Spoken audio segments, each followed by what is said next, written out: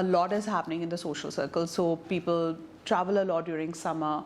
So those who stay back in the country might have reduced social interaction. They don't have any outdoor experiences. There's a lot of indoor sitting that happens. And that also leads to changes in schedules, routines, changes in appetite, which might then lead to the mood changes, changes in self-confidence. A lot of my clients actually report that they experience continued dull headaches. They experience fatigue. They don't feel like interacting socially or going out because it's just too hot. Hi, my name is Anamika. I'm a clinical psychologist and a psychiatric social worker by profession. I've been in UAE for over 20 years and have worked in a variety of settings, clinical settings, higher education. I recently was heading a program for social work and counseling at High Colleges of Technology. And it's a pleasure to be on this interview. What is seasonal affective disorder? So, as the word suggests, season, as in winter, summer. Affect stands for the mood or the general feeling that a person might be having. And disorder is when there's a disruption in this state of affect because of weather. So seasonal affective disorder is a disorder where the mood or affect is disturbed because of prolonged season or extreme weather condition. With global warming, we are seeing more and more extreme weather conditions in various countries, and so seasonal affective disorder, also known as major depressive disorder with seasonal affect and DSM-5-TR, is becoming a concern. It is a condition where when there is a prolonged bitter weather condition, people might feel a bit more fatigued, might feel low mood or even depressed. There might be a change in their appetite, change in sleeping pattern.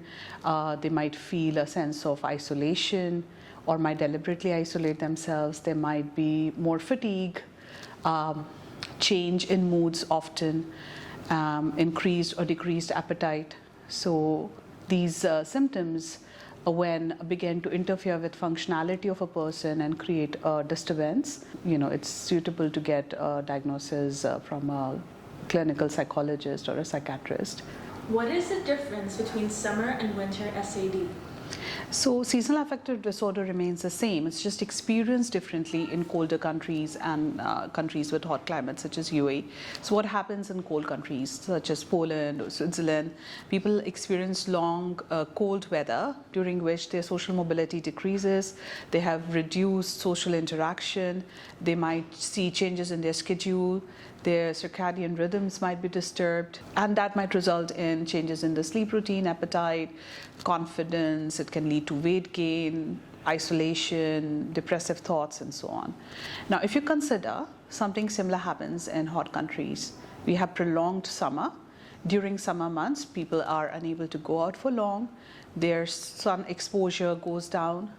Many times my colleagues in medicine tell me that they have seen patients having an increased number of vitamin D deficiencies during these months.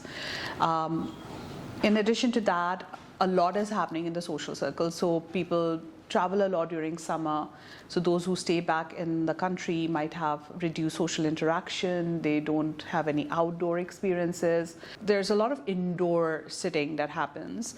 And that also leads to changes in schedules, routines, changes in appetite, which might then lead to the mood changes, changes in self-confidence. A lot of my clients actually report that they experience continued dull headaches.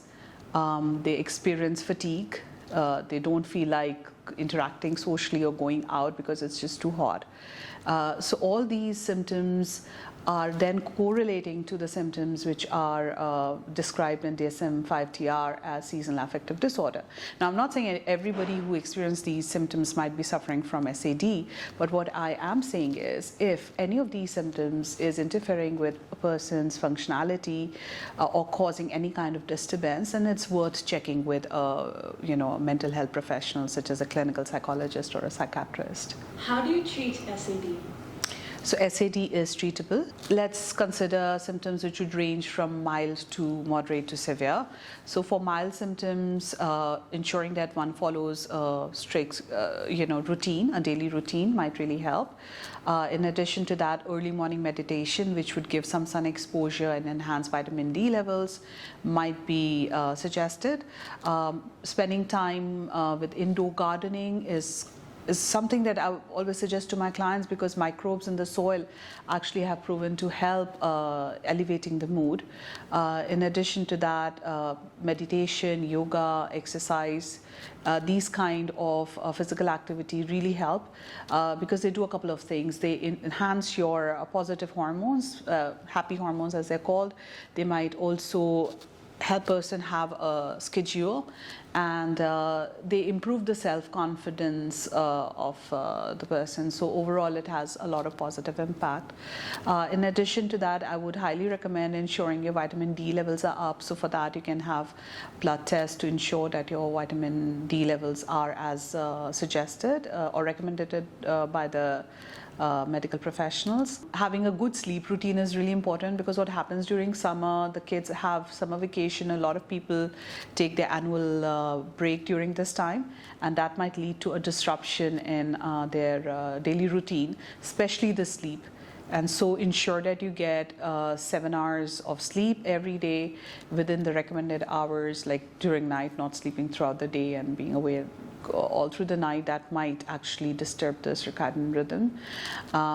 In addition to that, I would say spending some time at the night outdoors might be a good replacement of not being able to go out in the morning during the summer months. So going for a night swim or a walk in the night, or spending some time closer to the nature might be a good way to improve the overall mental health. One thing I definitely would like to say is untreated SAD can lead to major depressive symptoms. So if anybody listening to this has experienced any such symptoms during the summer months, it is highly recommended that they see a mental health professional.